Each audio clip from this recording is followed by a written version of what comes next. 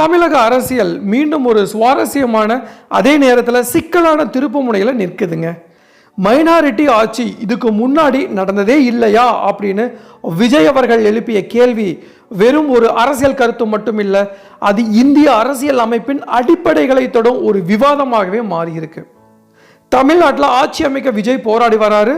போதுமான எம்எல்ஏக்கள் இல்லை அப்படிங்கிறனால ஆளுநர் ஆட்சி அமைக்க விஜய் அழைக்கவில்லை என்று சொல்லப்படுது. ஆனால் இதுக்கு முன்னாடி போதுமான மெஜாரிட்டி இல்லாமல் ஆட்சி அமைக்கப்பட்டு நடந்திருக்கும் கூட. அப்படின்னா விஜய்க்கு மட்டும் ஏன் அழைப்பு விடுக்கப்படலை அப்படிங்கிற கேள்வி மக்கள் மத்தியில் எழுந்துகிட்டு இருக்கு. ஸோ இந்திய அரசியல் அமைப்பின் அடிப்படைகளை தொடும் ஒரு விவாதமாகவே இது மாறி இருக்குன்னு சொல்லலாம். ஒரு கட்சிக்கு தெளிவான பெரும்பான்மை இல்லாத சூழல்ல ஆளுநர் எடுக்கும் முடிவு என்ன, யாரை ஆட்சி அமைக்க அழைப்பது, எது ஜனநாயகத்துக்கு சரியான நடைமுறை, இந்த கேள்விகள் எல்லாம் இப்போ பொதுமக்கள் மத்தியில் கூட பேசப்படும் அளவுக்கு முக்கியத்துவம் பெற்றுவிட்டதாக கருதப்படுது. ஸோ இந்த விவாதத்தை புரிந்து கொள்ள முதல்ல மைனாரிட்டி ஆட்சி அப்படின்னா என்ன என்பதை தான் நாம் இப்போ எளிமையாக பார்க்கலாங்க. ஸோ சட்டசபையில் மொத்த இடங்களின் பாதியை விட குறைவான உறுப்பினர்கள் இருந்தாலும் மற்ற கட்சிகளின் நேரடி இல்லைன்னா மறைமுக ஆதரவுடன் ஒரு அரசு இயங்கும் நிலை தான் மைனாரிட்டி ஆட்சி அப்படின்ட்டு கருதப்படுது. ஸோ இது இந்திய அரசியலில் புதிதாலாம் இல்லைங்க, பல முறை நடந்திருக்கு. ஸோ மைனாரிட்டி ஆட்சிக்கு சிறந்த உதாரணம் பார்த்தீங்கன்னா PV நரசிம்ம ராவ் தலைமையிலான அரசு தாங்க. 1991 1996 வரைக்கும் தான் இந்திய அரசியல் வரலாற்றில் ஒரு மிக முக்கியமான காலகட்டமாக இவருடைய அதாவது PV நரசிம்ம ராவ் தலைமையிலான அரசு கருதப்படுது. நரசிம்ம ராவ் தலைமையிலான அரசு பார்த்தீங்கன்னா 1991 நாடாளுமன்ற தேர்தலில் போது ராஜீவ்காந்தி அவர்கள் படுகொலை செய்யப்பட்டார். அனுதாப அலை இருந்த போதிலும் காங்கிரஸ் கட்சியால் பெரும்பான்மைக்கு தேவையான 272 இடங்களை பெற முடியவில்லை. ஸோ இக்கட்டான இந்த சூழலில் அனுபவம் வாய்ந்த PV நரசிம்ம ராவ் பிரதமராக தேர்ந்தெடுக்கப்பட்டார். தனி பெரும்பான்மை இல்லாத போது PM ராவ் அவர்கள் அரசு தந்திரமான அரசியல் நகர்வுகள் மூலம் ஆட்சியை தக்க வைத்து கொண்டது. இடதுசாரிகள் ஆதரவு தொடக்கத்தில் இடதுசாரிகள் கட்சிகள் மற்றும் சில பிராந்திய கட்சிகள் அதாவது பார்த்தீங்கன்னா பாரதிய ஜனதா கட்சி BJP ஆட்சிக்கு வருவதை தவிர்க்க காங்கிரஸுக்கு வெளியிலிருந்து மறைமுக ஆதரவு அளித்தாங்க. ஜார்க்கண்ட் முக்தி மோர்ச்சா அதாவது JMM போன்ற சிறிய கட்சிகள் ஆதரவை ராவ் திரட்டினார். தனது ஆட்சி காலத்தில் பல முறை நம்பிக்கையில்லா தீர்மானங்களை எதிர்கொண்ட போதிலும் எதிர்கட்சிகளுக்குள்ள இருந்த பிளவுகளை பயன்படுத்தி ராவ் ஒவ்வொரு முறையும் வெற்றி பெற்றார். ஸோ இப்படியாக பார்த்தீங்கன்னா 5 ஆண்டுகளை இந்த ஆட்சி வெற்றிகரமாக முடிவும் செய்தது. அடுத்தது பார்த்தீங்க அப்படின்னா VP சிங் அரசும் இப்படி தாங்க பெரும்பான்மை இல்லாமல் நடந்துச்சு. அதாவது பார்த்தீங்கன்னா 1989 பொது தேர்தலில் எந்த ஒரு கட்சிக்கும் ஆட்சி அமைக்க தேவையான தனிப்பெரும்பான்மை கிடைக்கல. காங்கிரஸ் பார்த்தீங்கன்னா 197 இடங்கள், இதுவே தனிப்பெரும் கட்சி. ஆனால் ஆட்சி அமைக்க ராஜீவ்காந்தி மறுத்துவிட்டார். ஜனதா தளம் VP சிங் அவர்கள் 143 இடங்கள் பெற்றிருந்தாங்க. பாஜக 85 இடங்கள் பெற்றிருந்தது. இடதுசாரிகள் 45 இடங்கள் பெற்றிருந்தாங்க. ஸோ VP சிங் எப்படி ஆட்சி அமைத்தார் அப்படின்னா VP சிங்கின் ஜனதா தளம் கட்சிக்கு வெறும் 143 இடங்கள் மட்டுமே இருந்துச்சு. பெரும்பான்மைக்கு இன்னும் 129 இடங்கள் தேவைப்பட்டன. இதற்காக பார்த்தீங்கன்னா அவர் கையாண்ட முறை தான் தேசிய முன்னணி கூட்டணி. ஸோ இதில் வினோதமான விஷயம் என்னன்னா பாஜக வலதுசாரி மற்றும் இடதுசாரி கட்சிகள் ஆகிய ரெண்டுமே VP சிங்குக்கு ஆதரவு அளித்தாங்க. 11 மாதங்களில் கவிழ்ந்த அரசு. ஆனால் இந்த இரு துருவ கட்சிகளுமே ஒரே மேடையில் அமர விரும்பவில்லை. ஸோ எனவே தான் அவர்களுடைய அமைச்சரவையில் சேராமல் வெளியில் இருந்து ஆதரவு வழங்கினாங்க. இந்த முரண்பட்ட கட்சிகளின் ஆதரவுடன் VP சிங் நாடாளுமன்றத்தில் தனது பெரும்பான்மையை நிரூபித்தார். ஆனால் 11 மாதங்கள் மட்டுமே இந்த ஆட்சி நீடித்தது. ஸோ அத்வானியின் ரத யாத்திரை பீகாரில் லாலு பிரசாத் யாதவால் தடுத்து நிறுத்தப்பட்டு அத்வானி கைது செய்யப்பட்டார். இதற்கு எதிர்ப்பு தெரிவித்து பாஜக தனது ஆதரவை வாபஸ் பெற்றது. ஸோ இதனால தான் 11 மாதங்களிலேயே VP சிங் அரசு கவிழ்ந்ததுன்னே சொன்னாங்க.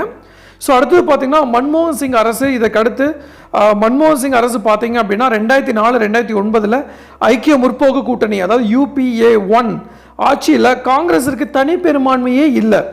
இடதுசாரி கட்சிகளின் வெளியிலிருந்து வழங்கிய ஆதரவால் ஆட்சி நடந்துச்சுங்க. அடல் பிகாரி வாஜ்பாயும் அதே மாதிரி தான் 1996 வாஜ்பாய் பிரதமராக பதவியேற்றார். ஆனால் நாடாளுமன்றத்தில் பெரும்பான்மையை நிரூபிக்க தேவையான ஆதரவு திரட்ட அவரால் முடியாதனால வெறும் 13 நாட்களில் தனது பதவியை ராஜினாமா செய்தார். வாஜ்பாய் அரசு 1999 மீண்டும் ஆட்சிக்கு வந்தபோது அதிமுக தனது ஆதரவை வாபஸ் பெற்றதால நம்பிக்கை வாக்கெடுப்பில் ஒரே ஒரு வாக்கு வித்தியாசத்தில் வாஜ்பாய் அரசு வந்து கவிழ்ந்துச்சு மீண்டும்.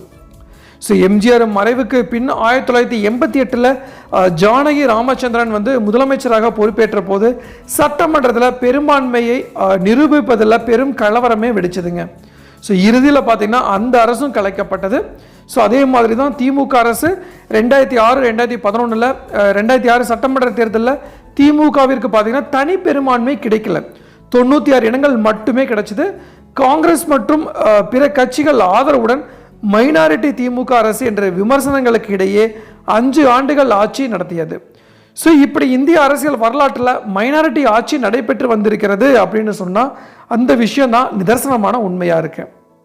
ஸோ இப்படி இந்திய அரசியல் வரலாற்றில் மைனாரிட்டி ஆட்சி நடைபெற்று வந்தோம், இதெல்லாம் இருந்தும் விஜய்க்கு ஆட்சி அமைக்க ஆளுநர் அழைப்பு விடுக்காதது பெரிய விமர்சனமாக எழுந்திருக்குங்க. நீங்கள் 118 எம்எல்ஏவை கூட்டிட்டு வாங்க அப்படின்னா தான் உங்களுக்கு சிஎம் போஸ்டிங்கு, அப்படின்னா தான் நான் பதவி பிரமாணம் செய்து வைப்பேன் அப்படின்ட்டு தமிழக பொறுப்பு ஆளுநர் வந்து சொல்லியிருக்காரு.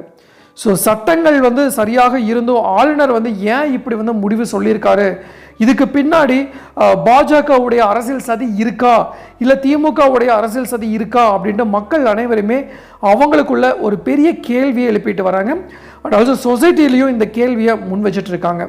ஸோ 108 இடங்கள் வெற்றி பெற்று பெரும்பான்மை இல்லாத ஒரு காரணத்தால் இப்போது விஜய் அவர்கள் வந்து தன்னந்தனியே நிற்கிறது, எந்த ஒரு சப்போர்ட் இல்லாமல் நிற்கிறது அப்படிங்கிறது ரொம்பவே ஷாக்கிங்கான விஷயமாக தான் இருக்குங்க. மக்கள் அனைவருமே எதிர்பார்த்தது ஒன்று தான், ஆட்சி மாற்றம் வேண்டும் அப்படின்னு தான். ஸோ 40-50 வருடங்களாக அதிமுகவும் திமுகவும் தான் மாறி மாறி வந்து ஆட்சி கட்டலில் வந்து அமர்ந்தாங்க.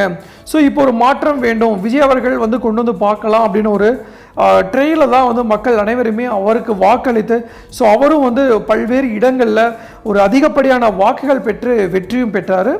ஸோ இப்படி இருக்க சூழ்நிலையில் காங்கிரஸுடைய சப்போர்ட் ஆதரவு 5 எம்எல்ஏக்கு கிடைச்சதுனால ஒரு 113 இருக்குது. அதில் விஜய் அவர்கள் வந்து 2 தொகுதியில் நின்று வெற்றி பெற்றனால ஒரு தொகுதி வந்து ராஜினாமா பண்ணிட்டாரு.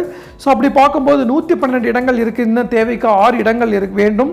ஸோ பாமக வருவாங்களா, இல்லை விடுதலை சிறுத்தைகள் வருவாங்களா, இந்திய கம்யூனிஸ்ட் கட்சி வருவாங்களா, இல்லை முஸ்லீம் லீக் வருவாங்களா, இல்லை வந்து ஏடிஎம்கே வருவாங்களா, ஸோ அவங்களுடைய நிபந்தனைகள் என்ன, அமைச்சராக அவர் நிபந்தனைகள்லாம் வந்து நிறைய கேள்விக்கு நிறைய வைப்பாங்க.